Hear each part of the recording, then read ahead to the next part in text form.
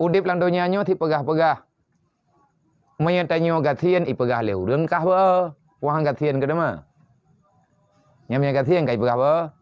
Menyakaya kai pegah le getanyo. Sombong. Padahal kam sombong itu na kegiatan bak kahek tetamita tak jaga harta. Hantar empok dua-dua tak pegah abang urang ngembong. Ai pegah sombong.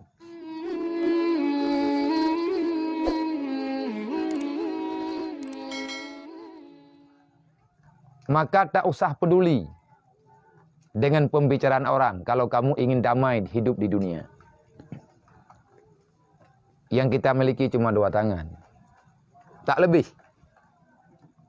Nah, udang yang jaro gel hekre golomna kecuali lang film India.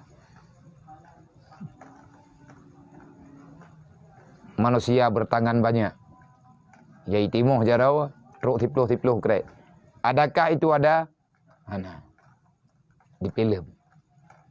Dan andai kata najaro 10 kre, najaro 20 kre, juga tak sanggup kita menutup mulut orang lain untuk berbicara. Mau juta urang lang donyanya.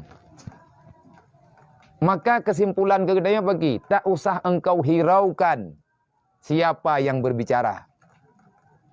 Udip lang donyanya ti pegah-pegah. Menyatanyo gatien i pegah leu deung kah be. Wang gatien ke dema. Nyamnya gatien kai pegah be.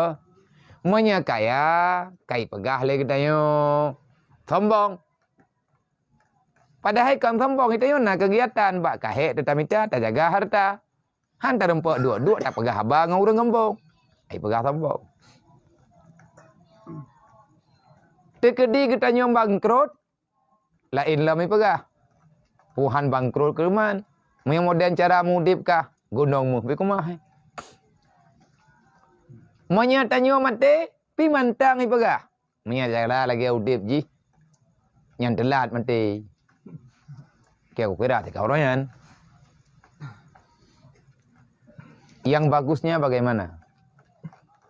Kamu mempunyai 2 tangan. Nyamnya perlu ingin aman. Kamu mempunyai 2 tangan dan kamu mempunyai 2 telinga.